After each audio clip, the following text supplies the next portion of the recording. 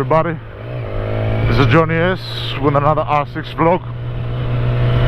In today's video we're going to talk about KTM.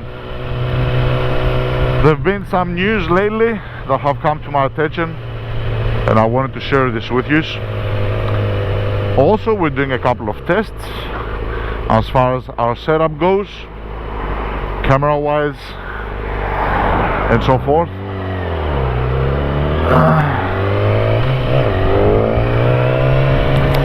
And also we wanted to go for a ride, so we found an excuse. We found an excuse to go for a ride, simultaneously do a video, simultaneously all these things. I'll try to keep the video short. There's no huge things to discuss about, and also because one of the camera angles that I'm using is kind of strange and I am worried for the Insta360 in case that it falls. It's a strange placement that I've put. It's basically holding on top of the brake calipers, but the brake calipers are not meant for that, first of all. Second of all, brake calipers are on the suspension, means that they're heavily moving. It's a moving component. Third of all, they get hot, they're warm, so I don't know how that's going to affect it. That's why I don't want to push my luck, let's say, so much. We're going to go for a chill out ride. We're going to talk about a little bit about KTM, a little bit of introduction about me. What the fuck is he looking at? My name is Johnny S, 44 years old, living in Greece, grew up in Australia, hence why I'm speaking in English, and we got a YouTube channel mainly about bike content, but not only. So KTM, what's going on with KTM? I was never a KTM guy. In Greek there's a saying which we say "Κάθε τρίτη μάστορα," which means every Tuesday a mechanic. Basically it's KTM, the initials of KTM, and we use that to joke around. There are many companies today, and I'm going to make other videos to discuss this, but for today we will focus on KTM. KTM is a company which, for some strange reason, doesn't inspire confidence. You know what I mean? There's a lot of issues that they're having, and the bikes do have good quality when it comes to performance and so forth, but reliability is not a strong point. To make things worse, lately there was an announcement that KTM is facing increasing troubles, economical financial difficulties and crisis. KTM from their side are trying to hide all this fact and are trying to downplay it, yet the facts are the facts. So KTM at the moment is in debt for around, I don't have the exact number, for around 3 billion. Yes, you heard that right. That was with a B.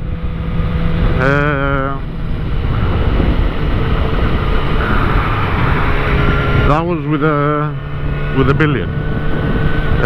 3 billion around in debt. That's a lot of money. In order for them to get over this, I don't know what they have to do, and if they can get over it somehow. It's something which you cannot say it's not true, yet KTM is downplaying it.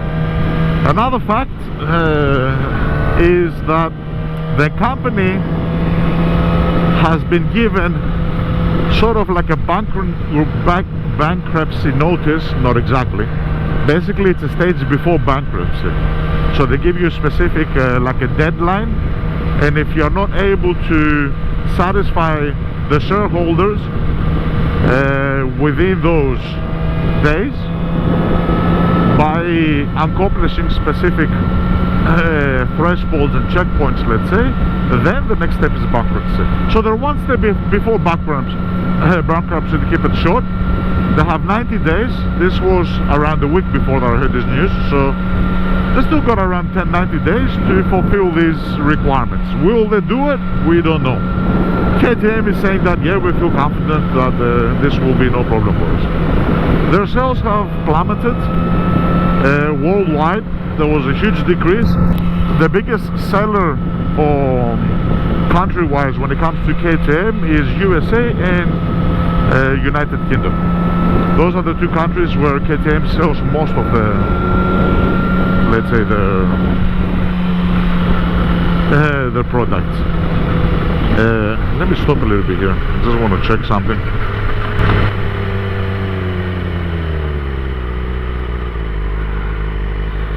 I just want to make sure that it's steady. Like I said, the way that we've clamped it down is not the best way. I'll keep on checking on the video. This is just me testing shit. Seems quite sturdy. Yeah, I basically clamped them on top of this, but this do get hot, you know what I mean? And it's on top of the suspension, so anyway, it might be a good idea. We'll see. What I do for yous. Nah, just kidding. I do it for me. Like I've stated previously in the video, I don't give a fuck. I'm doing this because I like this.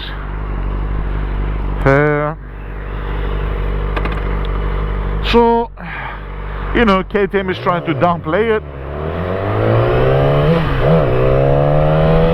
but the facts are the facts, and they do seem to be worrisome. Sales have plummeted. UK and United States are the biggest sort of seller countries which I have sold, and they've got like less than 40% drop, I think.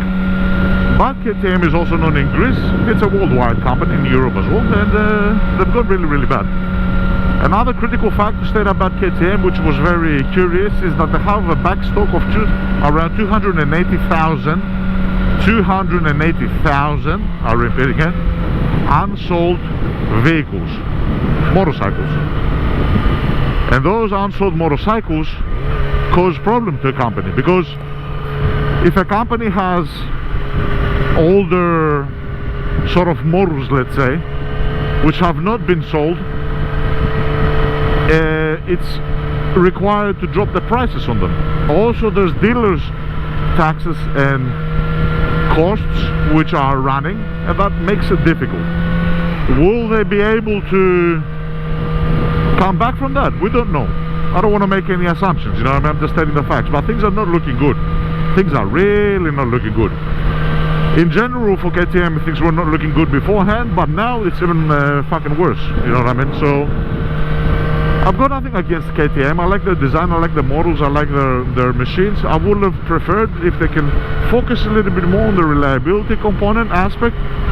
They're not doing themselves a service, you know what I mean? But then again, it's to their own.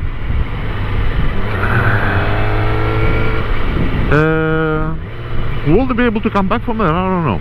Another interesting fact is that you might listen to 280,000 unsold in stock units, and you might think to yourself, that's a lot. Okay, fair enough, but just to keep things into perspective, within a year KTM has sold much more than that. So it is a year's, let's say, backlog on sales, but it's difficult, you know what I mean, because they really have to sell all that plus whatever they were going to sell the year.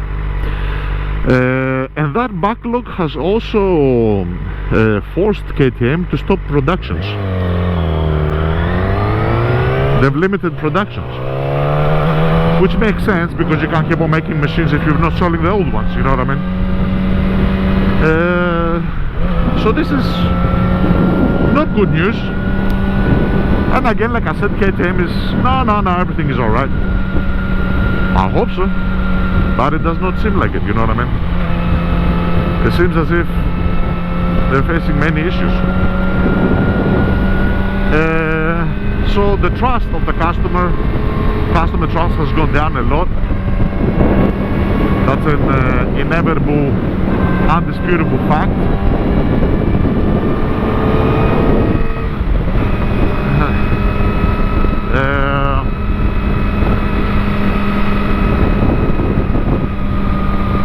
Things are not looking good.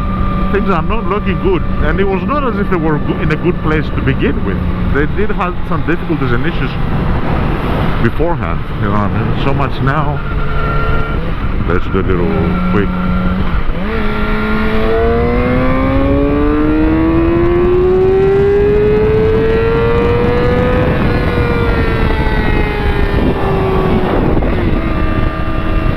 Hope the camera stays on. So it's not as if they didn't have any issues to begin with. They did have a lot of problems as a company. Like I said, reliability is always one of their it's one of their things, but you know, Now it's actually really looking much worse as far as, you know, them trying to do whatever they're trying to do. So very difficult, very how can I say it? It's creating a lot of negative sort of things, let's say, to it. I hope it's not true. It's a shame. They've done a lot of work. There's a lot of history of KTM, off-road, on-road. It's a shame, you know what I mean? It's a shame. It's a beautiful, like the RCA. Anyway, there's a lot of nice design, you know what I mean? You don't want at any point of time to see a company to go under. There's no benefit to us, you know what I mean? Even if it's a company that you don't like, what do? You're advocating for a monopoly. It's always good to have more than one company, you know what I mean? Competition is good. It pushes companies to get better and better. So I am disappointed about this. I did not like the news. It's a shame. I hope they can get back, but fuck, it's really going to be difficult. Another thing, yeah, so I don't forget, another thing that was announced and is official, so you cannot say like this is just rumors, you know what I mean, is the broke ties with MV Agusta. So that's official, you know what I mean. MV Agusta pulled back as far as shares go. They're no longer you know, so that's another huge thing. You know, you from the one side you got KTM turning around and saying no, everything is fine, and then MV Agusta pulls out. Maybe they want to minimize risks. I don't know. I understand the concept, why they might be doing this, but it is very let's say, worrisome. Let me turn around here. The roads are really bad on this area. There's a lot of sands and fucking dirt and shit and garbage and So yeah, that's pretty much all I wanted to mention about in today's video. Just wanted to I was, you know, looking at the report. There was another friendly YouTuber also that had done a review. I did cross-check and reference some facts to make sure that it's not just bullshit. And they all hold true. You know what I mean? This is very fucking bad. Like I said, 3 billion in debt, 90 days to like a 90-day breathing room until your bankruptcy. 280,000. These are numbers like fucking Jesus Christ, man. 280,000 of unsold vehicles. That's a lot of fucking things, man. A lot of things. MV Agusta brake ties with KTM. That's, I don't know. And another thing, I'm remembering them one by one. I literally saw the video and I checked the facts like half an hour ago, and I thought go out before the sun goes down and do a video. And also, since this was a current topic, I wanted to share it with you.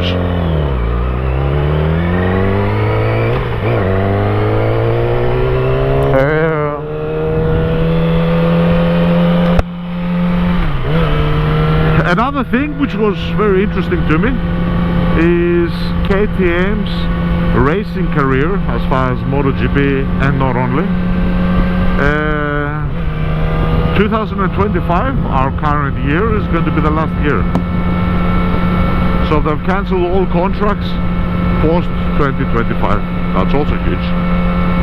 It's not as much, let's say, detrimental fact in relation to the other things that I mentioned, all the debt and all that, but it is also something which shows that a company is in trouble, you know what I mean? The company is having some hard time.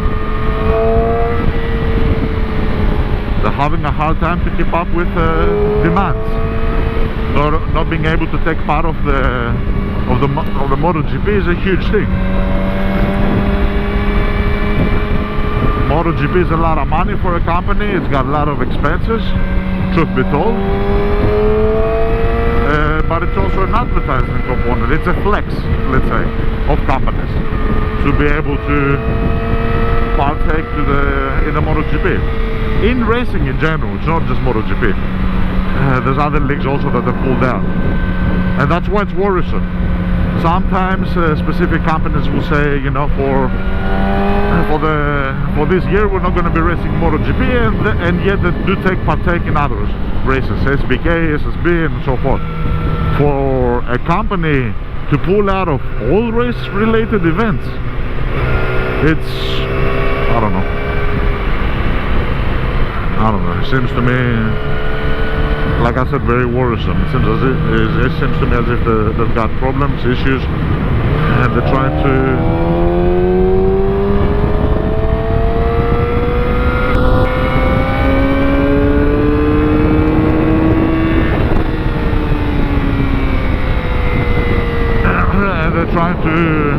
cope with it. So it seems to me as if it's a coping strategy. Anyway, very, very bad news, and there's a lot of things which entail as per these things that we mentioned. There's a lot of things which are entailed, you know what I mean?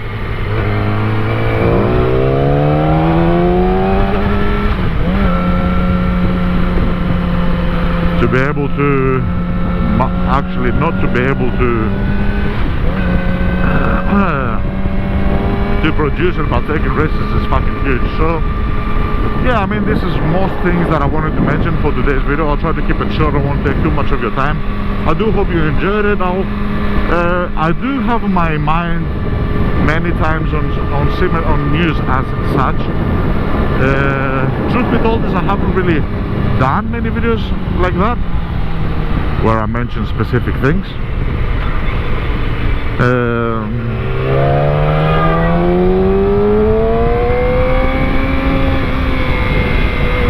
But you know,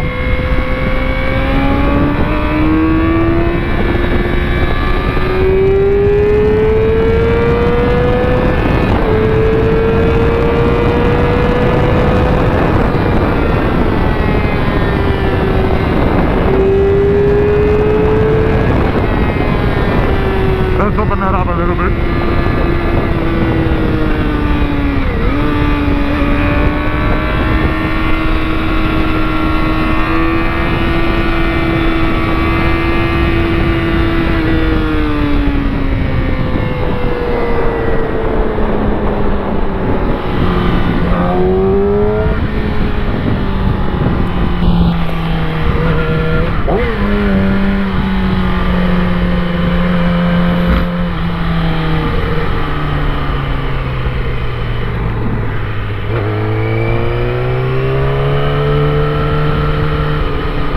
Let's open it up a little bit.